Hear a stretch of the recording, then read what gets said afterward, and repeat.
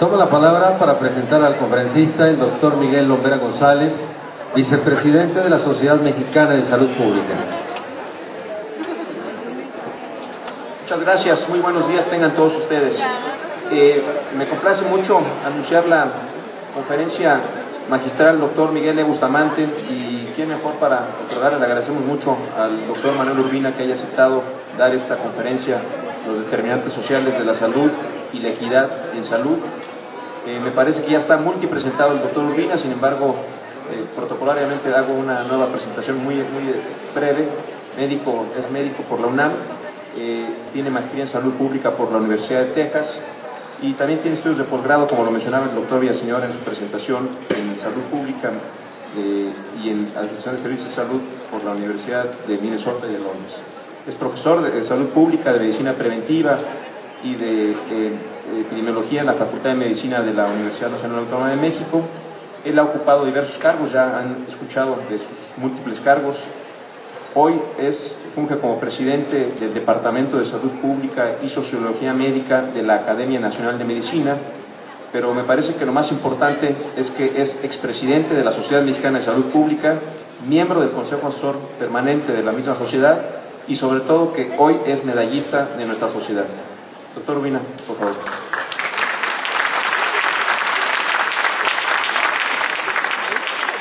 Muchas gracias.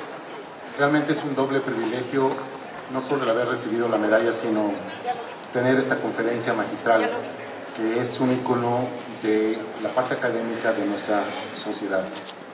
Creo que he sido nuevamente afortunado por esto, y que agradezco muy cumplidamente al Consejo Directivo de la Sociedad, en especial a la doctora Silvia Roldán, y al comité organizador de este evento, el que me permitan exponer a uno de los grandes personajes que ha tenido la salud pública en nuestro país, porque fue un innovador, fue un luchador de la organización sanitaria en el país, y realmente su humanismo lo llevó a tener un liderazgo que es reconocido en todos los ámbitos nacionales. Creo que este gran emprendedor de batallas, como lo fue el maestro Enrique Bustamante, Miguel Enrique Bustamante, es un ejemplo, y me dio mucho gusto al volver a revisar su biografía, porque ya tengo ocasión de platicar con él hace sus últimas etapas. Era verdaderamente un personaje, una gente muy sensible, y en particular quiero destacar que para él la salud pública era un fenómeno biosocial, afectado entre otros por los elementos demográficos, epidemiológicos, culturales, económicos, políticos y ecológicos. Y qué mejor marco de referencia para este tema que voy a exponer el día de hoy, porque el hablar del tema es muy amplio, es realmente, puedo decirlo, complicado, no por lo difícil del manejo, sino por lo que esto implica. ¿Cómo se quita esto? Y voy a dividir mi presentación en esas 4 partes: los antecedentes, cuáles son los retos que enfrentamos, voy a hacer algunos comentarios y propuestas, y finalmente el papel y responsabilidad que tienen las organizaciones de la sociedad civil, como la Sociedad Mexicana de Salud Pública, para ser promotores y alcanzar la equidad en salud. Ya lo mencionaba yo en mi intervención, que la equidad en salud es un concepto ético e indicador fundamental de justicia social. La situación de desigualdades en salud que afectan a todas las poblaciones, ricas y pobres, deben considerarse como injustas, son remediables y son evitables. La equidad en salud se logra a través de estas políticas coordinadas que tienen que abarcar el ámbito económico, el social y el cultural, es decir, la parte de educación. El movimiento La salud en todas las políticas es un primer paso en esta dirección, y recientemente en la reunión de Helsinki se ratificó, y en la pasada reunión que hubo aquí en México sobre promoción de la salud internacional también se da un mayor énfasis para poder profundizar en las causas de la mortalidad y la morbilidad. Siempre nos vamos a los efectos, y más adelante lo voy a destacar.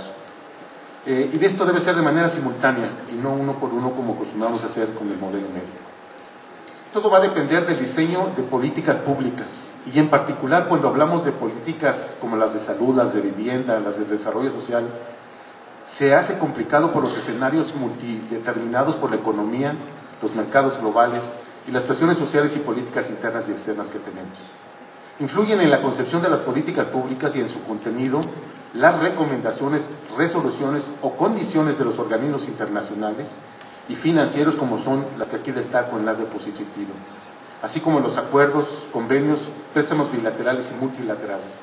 Realmente sí tenemos una gran influencia de esto, y es por el consenso, porque es aquí donde se reúnen todos los países y aceptan que esta debe ser la línea de las políticas a seguir por los mismos. También la aplicación de estas políticas está condicionado por la situación financiera. Ahora es una situación financiera crítica global, no solamente del país, pero llevamos en México 35 años de crisis financieras. Cada 6 años aparece una nueva crisis. Las decisiones políticas de partidos y las demandas sindicales o de grupos económicos también condicionan la aplicación de las políticas públicas. En resumen, la toma de decisiones para definición, diseño, instrumentación, operación y evaluación depende de la exclusividad de los gobiernos, ya que se consideran como políticas gubernamentales y no de y para los ciudadanos, porque no participamos en ellas muchas veces. Hay foros de consulta, pero es muy diferente a participar directamente. Creo que hay mecanismos para poder hacerlo. La historia y las tendencias de esta influencia se dan desde el origen de la Organización Mundial de la Salud. En 1948 ya se hablaba de los determinantes sociales, de las dimensiones que se tenía para poder lograr la salud y el desarrollo, que se refuerza posteriormente con la conferencia de Alma-Ata en 78, con los paradigmas que se ajustaron sobre la conveniencia de participar con el sector privado o no, la década de las reformas y la globalización, la economía y el mercado de la salud. En el año 2000 se habló del paso hacia el paso a paso para lograr la salud para todos y se establecen los objetivos de desarrollo del milenio. En 2005 se crea la Comisión sobre Determinantes Sociales y hay un escalamiento que pasa desde lo que es la atención a la salud, las reformas, las metas del milenio, lo que se llama escalamiento, el scaling up, determinantes sociales y atención primaria, que son un binomio, y la salud global, que ahora prevalece dentro del contexto. Hay documentos, hay elementos para poder afirmar esto. Una manera de hacerlo han sido los reportes mundiales de salud. Desde 1995 la OMS publica un informe con los temas de evaluación de la salud, las estadísticas de todos los países y además las que se deben dar como base para publicaciones de otras organizaciones de las Naciones Unidas, para los bancos internacionales y las propias organizaciones no gubernamentales. La más reciente que destaco para este tema es el de la atención primaria de la salud, más necesaria que nunca. En ese sentido, también hay otros elementos que se han dado a partir del año 2000, cuando toma impacto la importancia de combatir el tabaquismo por los problemas del cáncer. La parte de la global de las estrategias que se dan en estos años, que se describen, la declaración de para el control y prevención de enfermedades no transmisibles. Todo esto han sido elementos para que a nivel ya regional se tomen el plan de acción de prevención y control que se dio a conocer en octubre de 2013, todos los elementos que he mencionado. Asimismo, contamos con información muy vasta y actualizada sobre el desarrollo humano, sobre los objetivos del milenio, sobre el desarrollo, sobre la salud, sobre el estado de la población mundial, sobre la competitividad, sobre la migración, que es un elemento fundamental que hay que considerar, y cómo la inequidad, en este caso que no se tiene, o la equidad en salud impacta en las políticas universales y en la evaluación. Cuando no se tiene equidad es muy difícil tener evaluaciones exitosas. Existe también otro concepto que se maneja y que se le ha dado poca importancia por los salubristas, que se llama una salud. El doctor Juan Garza Ramos en la Academia Nacional de Medicina lo ha enfatizado mucho. Y desde el 2008 la FAO, la OMS y las organizaciones para la salud animal han documentado claramente la importancia que tiene la zoonosis en la salud humana. Y esto se ha perdido. Realmente aquí hay otra beta importante de información. Por supuesto que el problema de la atención del parto de las mujeres ha llevado ahora, en la semana pasada, una conferencia en Malasia para ver este gran problema que sigue padeciendo la humanidad. Y esto debe contribuir para lo que se ha planteado ya como la parte global de la agenda para el 2015. Entonces, de los resultados de Malasia ya se está proyectando hacia el 2015 qué se quiere y cómo se quiere. En nuestra región hay una agenda, hay un plan estratégico, están las prioridades y las áreas para realmente contribuir a batir la equidad. Y yo creo que la promoción de la salud es una de las grandes herramientas. Hemos perdido de vista el impacto que tienen los grupos indígenas. Hemos también descuidado lo que son la parte de género. No porque no lo tomemos en cuenta, sino a la hora de aplicarlo. No es tan sencillo. La Organización Mundial de la Salud reúne cada año en su conferencia mundial, y en esta última reunión se destacó que era necesario desagregar datos en salud de acuerdo a los determinantes sociales. Y esto va a ayudar a tomar decisiones para que se reduzcan las inequidades. La propia directora de la OPS dice que deben de ser desagregados no solo por género, sino pues también de acuerdo a los determinantes sociales, que es la otra perspectiva que le dieron. El tema de población sigue estando vigente, y qué mejor que los chinos, que son los más poblados en el mundo, el que tiene el país más grande en el mundo, están tomando ahora la perspectiva de población con el desarrollo sostenible, porque lo que está afectando el desarrollo sostenible es precisamente el crecimiento poblacional. Y es por ello que hay un gran movimiento, y donde México, que fue líder en una época, pues se ha mantenido a la saga. También hay otro movimiento para reforzar la planificación familiar, y el año pasado se reunieron a todos los líderes y grandes tomadores de decisión dentro de lo que se llamó el acuerdo de planificación familiar que promovió la Fundación Gates, en especial la esposa de Bill Gates, Melinda Gates, y que está hablando ya de tener una cobertura de 120 millones de mujeres más pobres para que tengan acceso a los medios anticonceptivos, y la meta es para el año 2020, para que vean ustedes la magnitud del reto que se enfrenta. Hay otra modalidad de impacto también que se está dando, y que se llama ahora diplomacia global para la salud. Y aquí se están involucrando ya ahora los grupos de ciencia, los científicos. Ahora, el 12 de noviembre pasado, se tuvo la reunión en Ginebra para llevar a cabo un análisis de cómo debe manejarse esta parte de la ciencia desde el punto de vista de un contexto que la doctora Ilona Kishbuk está manejando, y que yo creo que pues lleva otra vertiente. Las políticas públicas tienen una mixtura de realismo e idealismo. En un documento, La salud pública y la equidad en salud en Europa, en el 2010, que se denominó la Declaración de Barcelona, se identificaron para la formulación y diseño de políticas tres grandes causas. Las causas cercanas, que es lo que hacemos siempre, cuáles son las causas de la enfermedad. Las causas de las causas, que son los determinantes sociales y la inequidad.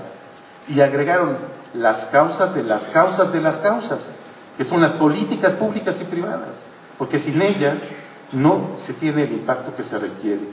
Los determinantes sociales de las inequidades en salud consideran tres megatendencias y están presentes: la transición demográfica y epidemiológica, la migración, y lo vemos con los países con baja fecundidad, y el crecimiento urbano acelerado como el que tenemos en nuestro país, y lo vemos aquí en San Luis Potosí. El problema de la población mundial es de una magnitud que a veces no la podemos entender. Por fortuna, cada año se habla del Día Mundial de la Población. Somos más de 7.000 millones de seres humanos. Hay 3.300 millones viviendo en zonas urbanas, y se estima que van a alcanzar 5.000 en el 2027, y muchos de ellos serán los habitantes más pobres. ¿Qué ha pasado? Nos tomó 1.800 años tener el primer billón de seres humanos. Después 130 años para el segundo, 30 para el tercero, 14 para el cuarto, 13 para el quinto, 12 para el sexto, 12 para el séptimo, y se estima que dentro de 12 años, en el 2023, va a haber 8.000 millones de seres humanos. ¿Y cuál es la paradoja? ¿O cuál es la realidad? Que esto está llevando a un impacto ambiental tremendo con el cambio climático, el hábitat, la contaminación, los biodegradables. Estamos viendo cómo Manuel e Ingrid afectaron a México de manera importante. Pues ese es un cambio que no se esperaba. Se están dando inequidades sociales por el exceso de basura generada en la población, que es otro de los grandes problemas. Se están teniendo efectos con la misma contaminación, y no se sabe qué va a pasar en un futuro ya no muy lejano, sino muy cercano. Hay incertidumbre mundial en tres grandes ámbitos: el agua, la energía y la comida. En la conferencia de Davos de este año pasó a la gráfica de problemas críticos mundiales el tema del agua, No estaba hace 2 sesiones, o sea, hace 2 años. Del cuarto lugar pasa ahora al segundo lugar el tema del agua. Ese es el tema que va a afectarnos y que es consecuencia de la sobrepoblación que estamos teniendo, o de los cambios climáticos, o del consumo exagerado, o de la carencia del agua por sí mismo. Lo interesante es que los países desarrollados no han crecido del 1950 al 2050, que es la producción. El crecimiento poblacional se ha dado por los países en vías de desarrollo, como el nuestro. Es ahí donde está el problema. Es decir, podemos decir que 1.000 millones viven más o menos bien, o muy bien, pero 6 billones viven en condiciones muy deplorables. ¿A qué se ha debido este incremento?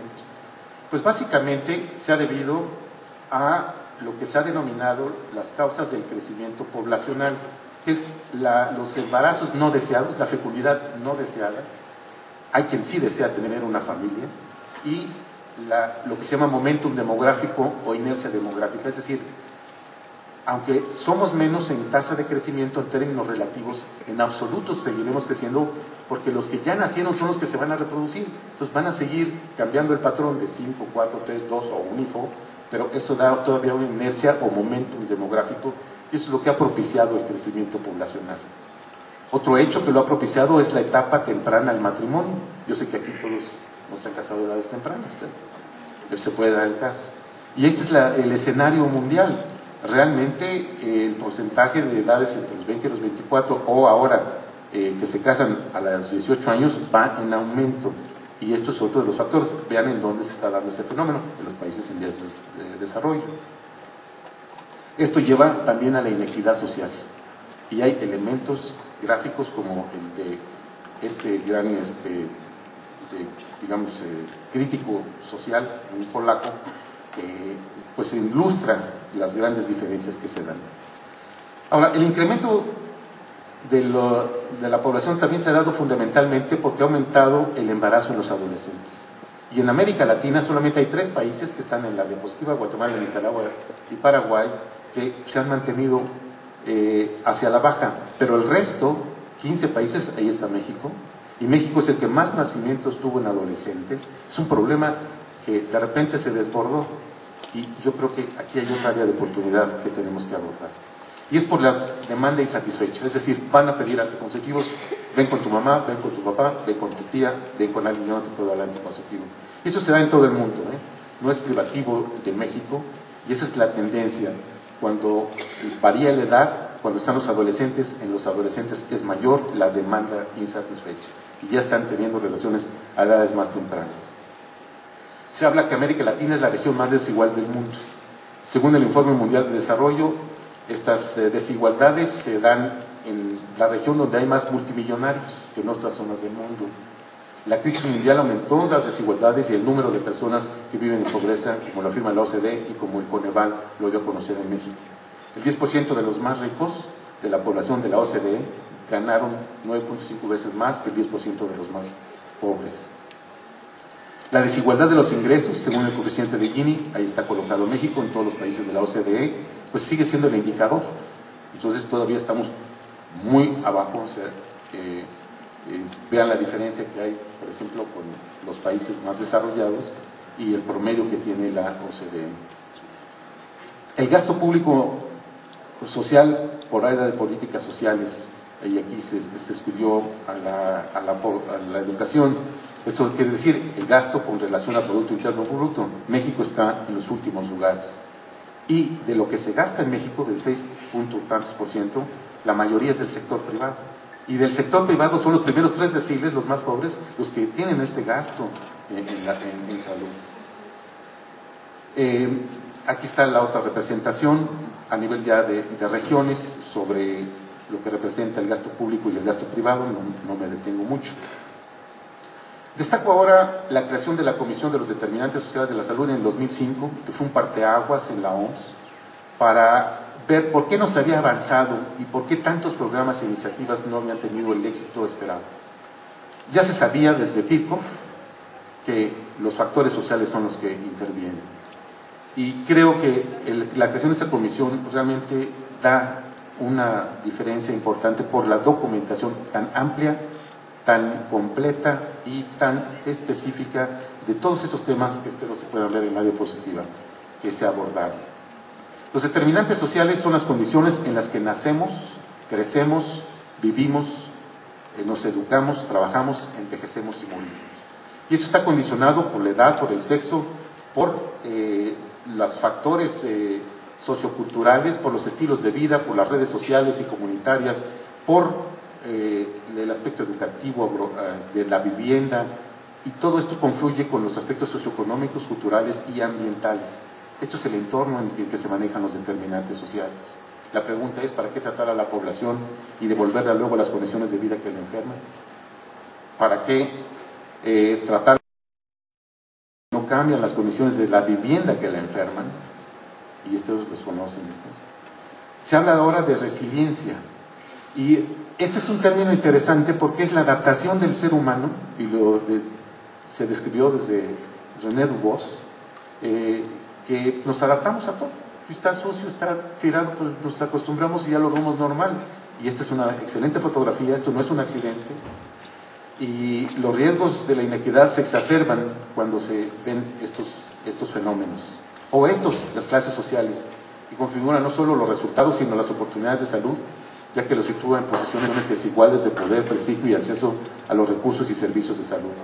Las personas experimentan una exposición y vulnerabilidad diferencial ante los factores que le ponen en riesgo su salud. Esto es en todos los países. También, maestro mío, el doctor Jay Glasser, habló de la globalización, es decir, la parte global, todo el mundo quiere reducir las brechas con la parte local, pero se siguen dando desigualdades. Y claro, tiene tanto derecho un niño a tener los mejores incentivos de aprendizaje o estímulos de aprendizaje, pero también impactan las realidades que se tienen en muchos de nuestros países. Como lo mencioné, las desigualdades drásticas dominan a nivel mundial e involucran a todos, países ricos y pobres. Y la pregunta de por qué no hemos logrado políticas sociales más justas, operativamente servicios más eficientes para lograr la equidad en salud o una cobertura y aseguramiento universal, es porque invertimos poco en la salud, y ya lo vimos. Así como en otros programas sociales, porque lo que se tiene se gasta en la parte de infraestructura y nómina, porque no evaluamos el desempeño y el impacto. Yo creo que aquí está otro gran elemento, y que seguramente en esta nueva etapa se va a enfatizar mucho más para los responsables de las políticas sociales. Cuando hablé de la Comisión de los Determinantes Sociales, le dieron 3 años para presentar un informe. Y el mismo día que presenta el informe, que era para responder a los planteamientos sobre los problemas de desigualdades y el impacto local que se tiene con los determinantes en varios escenarios, el doctor Michael Marmot, responsable, junto con el doctor Halfan Mahler, que fue director de la OPS, presentan esto. Tiene una implicación política que alguna vez discutí con alguien de la OMS, y me dice que sí había algo de cierto. El impacto que causó el informe de Marmot no tenía opciones operativas y coincide con la salida del documento de atención primaria, y hábilmente el doctor Marmot dice que es una revisión de la declaración de Alma-Ata y se relaciona a la atención primaria como la estrategia para reducir las desigualdades de salud derivadas de los determinantes sociales. No es nada nuevo, pero es un hecho interesante que destaco porque se da el mismo día de la presentación. Este es el marco conceptual de los determinantes y las vías de acción para intervención. Los sistemas de salud realmente influyen muy poco, por eso es que nos rebasan. Estamos aquí, somos variables intermedias. Estas son las variables estructurales, que son el ingreso, la ocupación, la educación, y todas estas que tienen que ver con los aspectos económicos y políticos. Este es el contexto. Entonces, para tener un impacto, no es suficiente lo que hacemos, aunque nos vayamos a hospitales regionales de alta especialidad o grandes centros médicos, ahí no va a estar la solución. La atención primaria, pues sí, es un paliativo, pero tenemos que intervenir o propiciar que se intervenga en los otros escenarios. Entonces, la revitalización de la atención primaria y considerado los sistemas de salud simultáneamente como sistemas sociales, culturales, educativos, no solo sistemas aislados de atención médica curativa, pues dará un nuevo énfasis a lo que se dijo hace 30 años. ¿Qué recomendó la comisión? 3 cosas que parecen sencillas pero son muy complicadas. Mejorar las condiciones de vida, sí, ¿cómo? Luchar contra la distribución, desigualdad del poder, el dinero y los recursos. Sí, pero ¿cómo?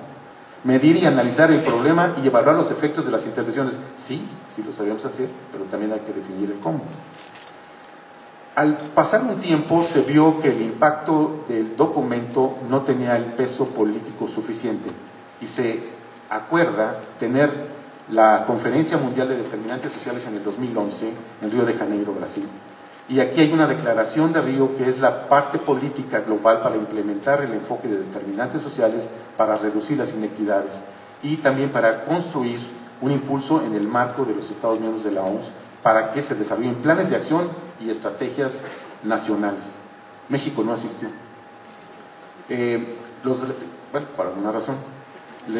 La gobernanza de los temas, que fue uno de los temas expuestos, el otro fue la acción mundial para dar prioridades y que se tienen que involucrar directamente. Hay un documento muy interesante, les recomiendo que lo revisen. Hay otros grupos que no están muy de acuerdo con ese enfoque, que es lo que se llama los grupos de América Latina como Alamés, donde hablan que necesitamos más que voluntarismo, busquemos caminos y alternativas. El peor escenario que podría derivar de esta cumbre mundial sobre determinantes sociales y de la declaración de Río es que se construya un consenso de que los determinantes sociales pueden ser cualquier cosa y de paso terminen siendo nada. Nuestros pueblos merecen y reclaman respuestas, ahora es cuando hay que hacerlo. Entonces creo que todas las voces se han dado y esto permite también tomar en cuenta otras perspectivas de cómo abordar los determinantes sociales, no únicamente como se acordó con los países en la OMS. En mayo pasado se presentó a la Asamblea el informe de la Secretaría sobre los determinantes sociales, se invita a la Asamblea que tome nota hoy de este informe. Entonces yo creo que hay que pasar de la nota a algo mucho más efectivo. Los determinantes sociales están interviniendo en la transición de los factores de riesgo de todos estos problemas que menciono en el cuadro. Y destaco la obesidad, y la siguiente conferencia es sobre obesidad, yo creo que va a encajar muy bien. Pero tenemos problemas de cobertura, tenemos problemas de alcoholismo, de tabaquismo, de contaminaciones incompletas en menores de 1 año. Somos muy buenos en mayores de 5 años, pero menores de 1 año hay que todavía que... Entonces, dentro de muchas metodologías, problemas, causas y efectos, lo más difícil es saber identificar un problema y de cuáles son sus causas. Y las causas pueden ser primarias, secundarias o terciarias. Teniendo claro esto, se pueden entender mejor cuáles pueden ser los efectos primarios, secundarios y terciarios. Yo creo que aquí está uno de los grandes retos para ver las causas de este gran problema mundial que es la obesidad, que es en todos los países ricos y pobres, y donde los determinantes sociales y los factores de riesgo están jugando un papel muy interesante en el contexto de la globalización. El año próximo es el 12º Congreso Internacional sobre Obesidad, y quien financia mucho de la publicación es nada más que una empresa que se crea en 1886. Entonces creo que aquí tanto los movimientos que se dan con los congresos de nutrición pues son una parte, pero tiene que intervenir más el enfoque de la salud pública. Yo creo que aquí hay otra oportunidad para nuestra organización. Ya se sabe que México es el mayor consumidor de bebidas azucaradas en el mundo, promedio 163 litros, y que esto se aúna a la comida chatarra, a los alimentos procesados y la comida tradicional, que contribuyen a una dieta hipercalórica que favorecen el sobrepeso y la obesidad. Cuando analizamos todo esto, nos damos cuenta que tenemos muy claro lo que es el manejo curativo y somos realmente muy buenos en esto. Ya bajamos a que hay que modificar los estilos de vida y aquí donde es la promoción de la salud que juega un papel importante. Pero en los factores de riesgo necesitamos información, educación y comunicación. Son 3 estrategias diferentes, no es lo mismo. Cada una tiene una magnitud y relevancia específica. Y los determinantes sociales requieren, además de todo esto, de la participación intersectorial y local. Entonces, la mayor parte del presupuesto se concentra, como ya lo dije, en otros gastos y no en lo que se requiere, que es ahora. Dentro de los riesgos globales que la OMS maneja, dice que se puede aumentar en todo el mundo casi 5 años si se afrontan 5 factores que afectan la salud. Son estos 5. ¿Cómo estamos actuando aquí? Insuficiencia de peso, todavía está la cruzada contra el hambre, las prácticas sexuales de riesgo, tenemos buenos programas, el consumo de alcohol es un problema, el agua salubre, no hay agua en los bebederos en las escuelas, la hipertensión arterial y la glucosa elevada. Aquí está el análisis que se hace de cómo padecen 59 millones, aquellos problemas atribuibles que son ubicados como causas atribuibles para la mortalidad mundial y el peso de la enfermedad. Son los temas que estamos manejando, son los temas que tienen que ver con los determinantes sociales, son los temas que afectan a 1.5 billones de seres humanos. En muchos países se registra una mezcla compleja de factores de riesgo. 9 riesgos medioambientales y de comportamiento son responsables del 45% de la mortalidad por cáncer, y a escala mundial los efectos de sobrepeso y la obesidad causan más muertes que la insuficiencia de peso y tallo. En los entornos insalubres y peligrosos causan el 25% de la mortalidad en la infancia. 71% de la mortalidad por cáncer de pulmón es causado por el tabaquismo. En muchos países las carencias nutritivas siguen afectando y son causa de muerte en los recién nacidos antes de los 5 años. 8 principales riesgos prevenibles disminuyen la esperanza de vida en casi 7 años a escala mundial y en más de 10 años en la región de África. Estos son los 8 factores de riesgo responsables de las cardiopatías, que es el 75%. Consumo de alcohol, hiperglucemia, consumo de tabaco, hipertensión arterial. Todo esto lo sabemos, pero la pregunta es, cuando lo vemos por nivel socioeconómico, y es aquí donde están los determinantes, las variaciones son interesantes y muy cuando se tienen bajos ingresos y donde están los principales problemas que estamos aquí mencionando. ¿Qué se ha hecho?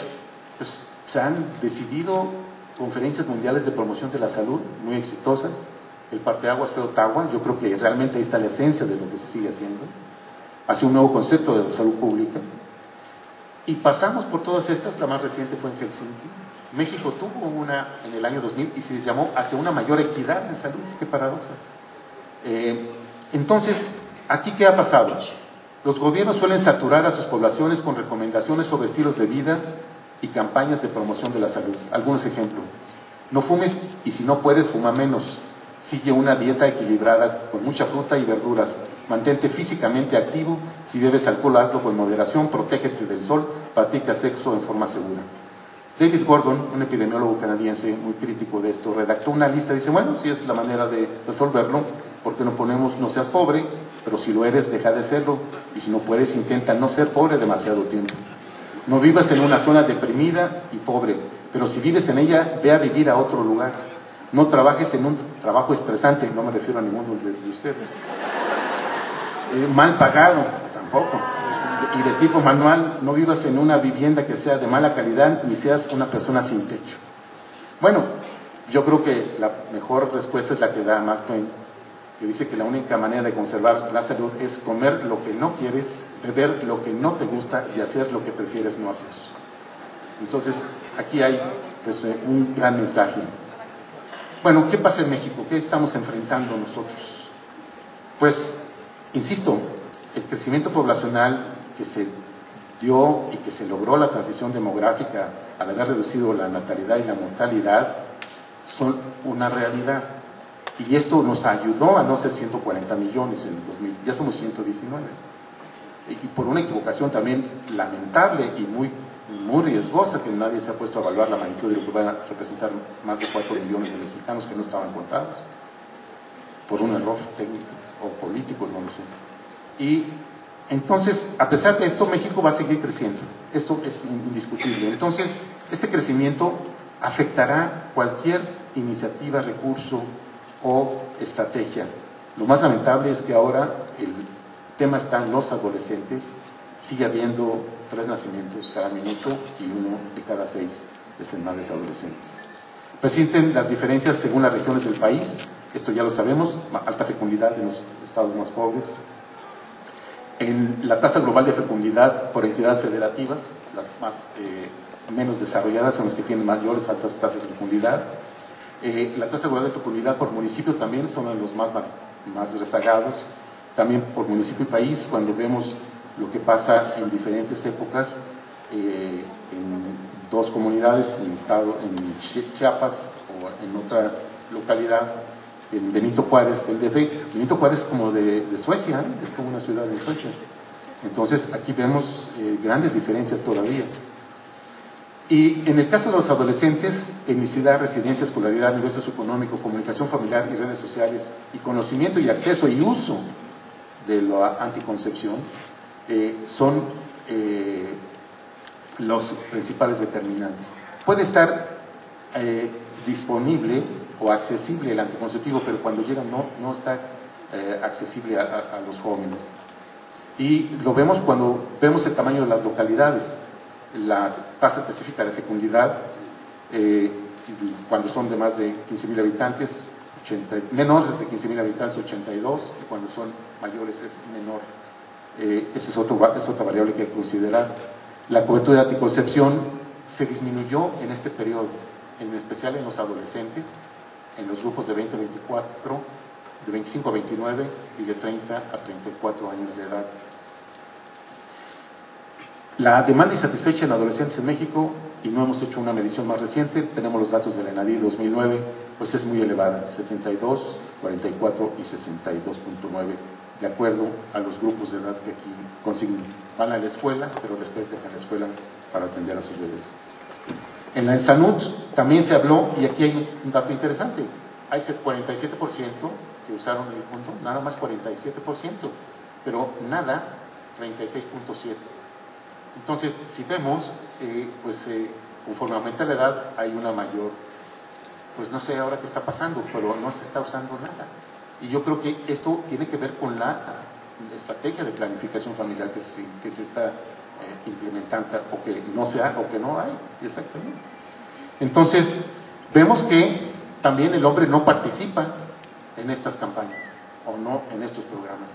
Vean ustedes prácticamente esa oclusión tubaria que se dio y fue el éxito del programa de planificación familiar, porque atendimos ya a las parejas que tenían cubierta su fecundidad y logramos un cambio por el acceso y la disponibilidad, pero fue por este impacto, y fue el Seguro Social, realmente la institución que dio la punta de lanza para poder intervenir en este cambio.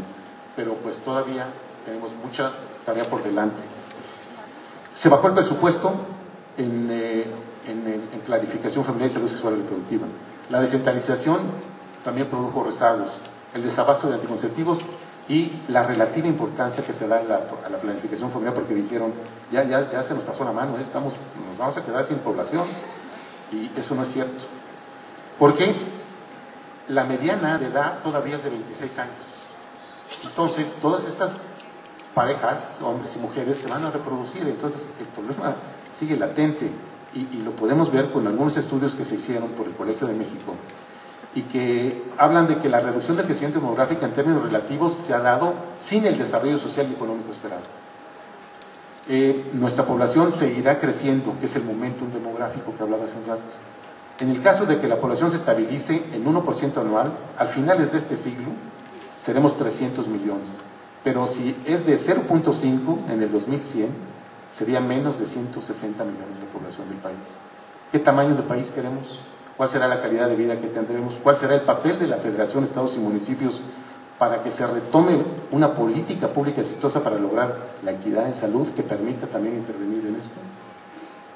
El otro problema es el del ingreso, el Producto Interno Bruto.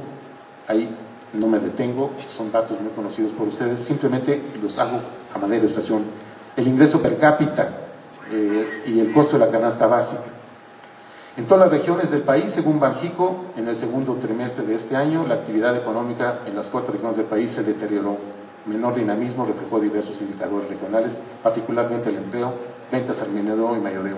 Pues la presión económica de México está latente.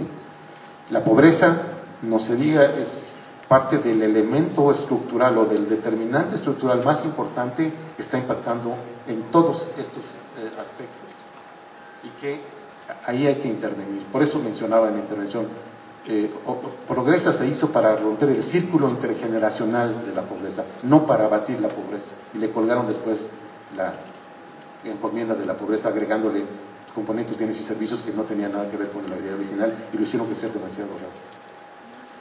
Hay 52 millones de pobres, 11 millones en pobreza extrema.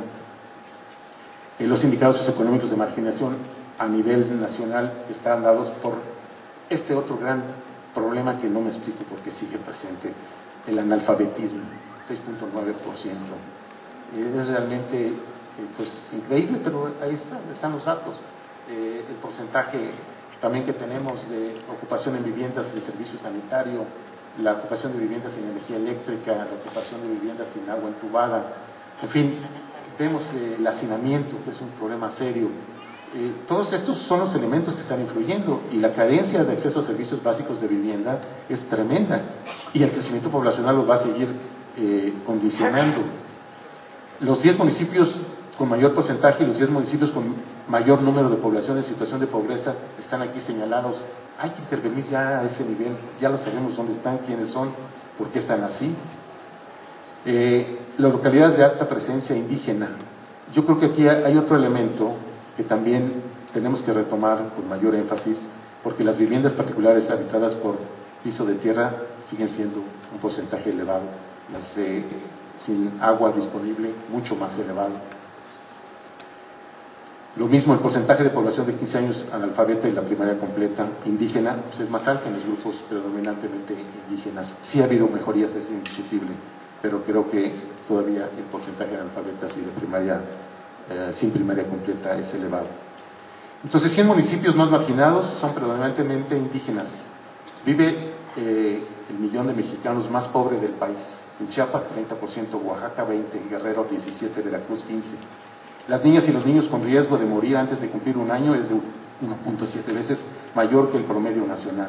La esperanza de vida en las mujeres alcanza 51 años y la de los hombres 49, el promedio nacional es 77 y 72 respectivamente. Las diferencias siguen siendo significativas por entidad federativa, no me entretengo en esto. Cuando vemos ya por municipio, el índice de marginación está condicionando la mortalidad infantil, la tasa global de fecundidad es lo mismo, a menor índice, mayor tasa global de fecundidad. Los indicadores de la razón social, de la razón de mortalidad materna, pues nos indican, esta era la meta del Objetivo de Desarrollo del Milenio, vamos avanzando, pero es todavía un reto. El porcentaje de hogares sin cobertura de los programas pues ya se vio, el gran dilema. Venía platicando con el doctor Sandoval y otro compañero que en el 2000 nos certificaron que habíamos alcanzado el 95%, entonces pasaron ya 13 años y todavía no logramos ese 5%. Las desigualdades de género, 2.5 millones de mujeres y hombres viven en condiciones de pobreza, 8 millones de mujeres, más de mujeres que hombres trabajan y no cuentan con seguro médico ni derecho a una pensión. 7.6% de las mujeres de más de 15 años son analfabetas comparadas con 4.8% de los hombres. Hay un problema de género, está aquí en algunos datos que les presento. Otro ejemplo, los estilos de vida, los factores de riesgo, ya vimos cuáles son los más importantes. Lo más preocupante es que es en la población infantil. Y creo que aquí en los menores de 5 años, no me detengo, lo va a tratar el doctor Curi, simplemente lo relaciono, porque de acuerdo a la OCDE, pues también, yo creo que todavía no le ganamos a Estados Unidos, pero no sería un privilegio ganarle. Hay ya hasta estrategias interesantes, como está de moda los cárteles, el cártel de la chatarra, entonces también ya hubo una presentación para poder la prevalencia de diabetes, pues ya lo vimos con la estrategia nacional que se está implementando, porque es uno de los grandes problemas que tiene México. Las enfermedades cardiovasculares, por supuesto diabetes crónica, y este esquema que a mí me gusta mucho porque ilustra, son datos del ENSANUD 2006, pero ilustran el cambio de actitud y conducta que se requiere. Se estimaba en el total de personas que tenían glucosa elevada, 3.2 millones usaban hipoglucemiantes, 280,000 insulina, estos eran los que hacían dieta y estos eran los que hacían ejercicio. Simplemente con estos dos podríamos equiparar un poco mejor. Vean el gasto que se tenía en aquellos años, 318 millones para insulina y 447 millones de dólares para los hipoglucemiantes. Yo creo que aquí hay otra gran tarea de salud pública que tenemos que enfrentar. Pero hay otro costo social que tampoco se ha considerado mucho. Mejor dicho, hay otro costo que es el costo social que no se ha considerado mucho. Y este costo social afecta a nivel personal de la familia y la sociedad. Cuando alguien está enfermo, tiene que dejar de trabajar si es que trabajaba, o tiene a nivel familiar alguien que acompañarlo. Ese día no trabajó, gastó en comida, en un taxi, y hay un impacto en la sociedad que es menor generación de riqueza. Ese es un costo muy elevado. Y este costo elevado hay que sumarlo a los costos que estamos teniendo con lo que implica la prestación de servicios. Entonces, atención a la enfermedad, autocuidado de la salud, prevención, promoción, programación, atención continua. Se requieren cambios de conducta de usuarios y prestadores. Estos cambios dependen del conocimiento y la información que demos. Van a depender de las actitudes, de la motivación, de las prácticas, de las opciones que demos. Si no hay opciones, no hay cambio. Tuvimos éxito con vacunación porque estaba la vacuna, tuvimos éxito con anticoncepción porque estaban los anticonceptivos. Los programas de promoción, prevención, información, educación y comunicación en salud están diseñados, hagámoslos operativos. Y esto implica que la información y orientación motive un cambio de actitud y comportamiento y un reconocimiento. Es decir, primero tenemos que aceptar. Si aceptamos, estamos en el primer estadio. ¿Cuántos de ustedes aceptan que es malo estar con sobrepeso y obesidad? Levante la mano. Todos. Entonces, ¿por qué no hacen nada los que tenemos sobrepeso y obesidad? Entonces, se acepta pero no se practica. O sea, no hay una práctica, no hay uso, que es el segundo estadio del cambio. Y a veces, ¿qué pasa? Pues lo que decía el maestro Laguna, tenemos iniciativa pero no acabativa, y no hay continuidad. Y aquí es donde estamos fallando, en la continuidad. Y es donde dejamos de fumar y volvemos a fumar, dejamos de beber, volvemos a beber, bajamos de peso, volvemos a subir de peso. Y pues esto tiene que ver con el gasto y la sustentabilidad del sistema de salud, que está en riesgo, porque el sobrepeso y la obesidad va a tener costos muy significativos, ya los dio a conocer la Secretaría de Salud, no me entretengo. Otro tema que es importante, ¿en dónde estamos con los objetivos de desarrollo para el 2015? Esa es la radiografía del Consejo Nacional de Población en los estados donde se dice que se está erradicando la pobreza y el hambre. Aquí están los datos, los que lo han alcanzado y los que no lo han alcanzado. Si algunos estados están aquí identificados, pues ya tienen otra área de oportunidad. Lugar de la enseñanza primaria universal, aquí están los estados que sí lo han alcanzado y los que no lo han alcanzado. Promover la igualdad de género, los estados que lo tienen y los que no lo tienen. Reducir la mortalidad de los niños menores de 5 años, aquí están los estados. Es a nivel de estado, cuando bajamos a municipio, cuando bajamos a GER, ahí es otra cosa. Cuando bajamos a localidad es otra cosa. Entonces, esto es el promedio. Mejorar la salud materna, aquí están los estados que han alcanzado la meta del desarrollo del milenio y los que no la han alcanzado. VIH, SIDA, paludismo y otras enfermedades, aquí están los estados, ustedes los conocen. Garantizar la sostenibilidad del medio ambiente, estos son los estados. Entonces, los determinantes y las desigualdades están en el país, dentro del país y dentro de las comunidades. La Alianza Mundial para el Desarrollo, aquí están los estados calificados. Ahora resulta que sigue los post-2015. No hemos logrado los del 2015, pero ya estamos pensando en los que hay que hacer después del 2015. Agua, número 1. Conflicto y fragilidad de crecimiento, desarrollo y desigualdades, dinámica de la población, educación, energía, gobernanza, salud, seguridad alimentaria, desarrollo sostenible y medio ambiente. Las reformas de salud, un camino de luces y sombras, mejor salud, equidad, control, costos y sostenibilidad, satisfacción con el sistema. Sistema segmentado, lo conocemos. Estos son los datos que se publicaron oficialmente, no son los que yo puse. Equidad, homologación, fragmentación, duplicidades, oferta diferenciada, variabilidad, heterogeneidad, impulso real con infraestructura, cobertura incompleta, vinculación con el resto de la estructura socioeconómica. Este es el gasto en salud. México en último lugar en gasto público con porcentaje del PIB en el 2010. Gasto en salud per cápita por abajo del promedio de la OCDE. Porcentaje del gasto en la administración de servicios de seguro en relación con gastos de salud. México es el que tiene más gastos de administración junto con Estados Unidos. El modelo de evaluación de equidad y acceso y las barreras para lograr el porcentaje de provisión de servicios de salud.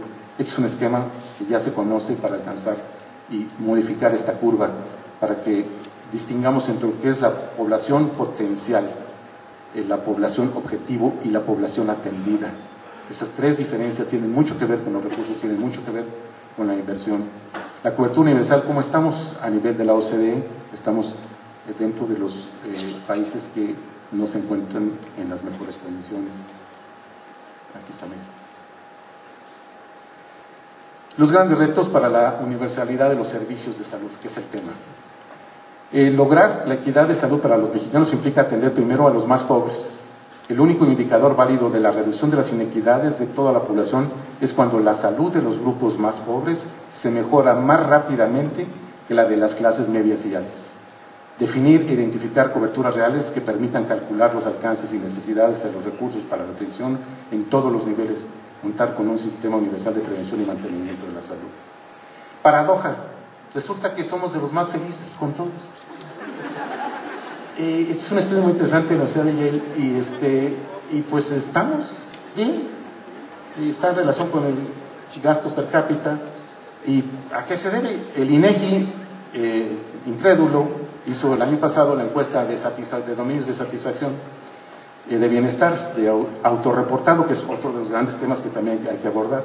E igual, pues nos sentimos muy contentos con salud, no muy bien con la situación económica, como está el país, el tiempo disponible, la educación, pero el diagnóstico, van a volver a hacer una encuesta ya mucho más focalizada en entidades federativas, pero es una de las grandes paradojas.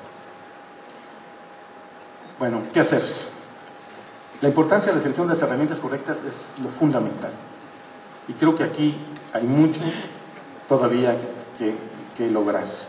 Nos dicen ya que hay que intervenir a nivel individual, lo comunitario, y ir subiendo. O sea, no es una intervención nada más arriba en la cúpula con decir vamos a hacer eso, no, hay que hacerlo y bajar en todo el nivel. Tenemos que evaluar el desempeño, y la evaluación del desempeño está en los programas anuales de evaluación que da el Coneval y los programas de mediano plazo que se establecen con los programas presupuestarios. Entonces, aquí está la evaluación institucional y aquí está la evaluación de los programas. Tenemos que evaluar las dos, porque si la institución está mal, los programas van a estar mal. Si los programas están mal es porque la institución no está debidamente integrada. Son los tipos de evaluación oficiales desde marzo del 2007, por Hacienda, Función Pública y Coneval. Este es el tipo de evaluación que tenemos que hacer. En México se identifican precisamente cuáles son los procesos para la planeación política y los programas. Y estos cuatro, pues los sabemos, los conocemos muy bien. Sabemos que los problemas de salud tienen que ver con todos los sectores, público, social y privado. Aquí la pregunta es cómo lograr el equilibrio y no dejar cosas al azar. Esa es la parte más difícil. Y esto va a depender de la visión de liderazgo y de los recursos financieros para poder hacerlo. Está el Plan Nacional de Desarrollo, están claras las metas, están claros los tres grandes metas transversales. Vienen los programas sectoriales de salud, habrá que ver qué es lo que se propone. Sabemos que hay que pasar de la evaluación a la rendición de cuentas. Ahora hay que tomar en cuenta la metodología del marco y tener que elaborar las matrices de indicadores para resultados. Ya lo empezamos a hacer, aún es incompleto. El presupuesto debió haberse aprobado con base en esto. Y si tomamos en cuenta la marginación de los municipios, el grado de marginación de las localidades, la microregión que se tiene que hacer, el municipio de Teapa puso de ejemplo, hoy platicaba en la mañana con la doctora Coqui de Veracruz, en su localidad de menos de 3,000 habitantes, cómo influyen estos determinantes. Entonces hay que determinar el problema, los problemas de salud a resolver, las causas directas e indirectas y la construcción de la evidencia científica. Identificar a los actores institucionales de los sectores social y privados. Recuerden, hay tres tipos de actores: los que están a favor, los que están en contra y los indiferentes. Hay que evitar que los que están en contra y los indiferentes salgan de ahí, no se queden ahí, salgan a ser más activos. Estas son las líneas que se pueden tomar. Hay manera de cómo hacerlo, no es nada más el qué, y hay documentos, y yo creo que en este caso la Secretaría ha avanzado mucho. El papel de la responsabilidad que tienen las organizaciones de la sociedad civil como promotores y líderes para alcanzar la salud. Esta es la receta, como decía Pablo Curi, se hace camino al andar, pero también hay que estarle pedaleando, porque en este sentido no queremos ser de los que nos resistimos al cambio o hacemos uso tardío de la información o estamos en el promedio. Hay que ser de los inventores e innovadores, de los adaptadores y de los iniciadores de eso. Yo me preguntaba, ¿por qué no se han incluido los determinantes sociales en las políticas y programas para abatir las desigualdades e inequidades? Y yo los comparo con los ovnis porque unos cuantos son los que los pueden ver. Y esto da como pauta a que lo que requerimos es un gran liderazgo, que haya acción, tenemos aprendizaje, debemos promover lo que hacemos. El objetivo es la información, la educación y la comunicación. el fomento de la salud con mayor equidad y la integración de los determinantes sociales en las políticas y programas. Comunicación e intercambio de conocimientos es lo que se da en estos eventos. Yo creo que es la riqueza que da la reunión anual. ¿Cómo hacer realidad? Todos tenemos buenas ideas y propuestas, pero ¿cómo hacerlas realidad? Y es precisamente en este tema de equidad en salud donde surgen las exigencias políticas, económicas y sociales, y es aquí mismo donde están los instrumentos para apoyar y enfrentarlos. Tenemos experiencias exitosas, vacunación, planificación familiar, hay otros más. En el ámbito social, los instrumentos es donde están los instrumentos más valiosos. La sociedad civil organizada como la Sociedad Mexicana de Salud Pública tiene que cambiar y salir hacia adelante, como está el lema de la reunión anual de hoy. Las universidades, las academias, las instituciones de educación, hay un compromiso para aportar a nuestro país mejor y un mejor y continuo quehacer para mantener la renovada sensibilidad hacia los problemas que nos afectan. La Sociedad Mexicana de Salud Pública en nuestro país tiene oportunidad de cambio y puede aprovechar su potencial. Realmente yo creo que tenemos que aprovechar este capital humano que está aquí sentado y el que está en las entidades trabajando, no porque no trabajen ustedes aquí, darle empoderamiento necesario, crear un espíritu de misión, y yo creo que lo tenemos, pero hay que tomarlo. Les agradezco mucho su atención.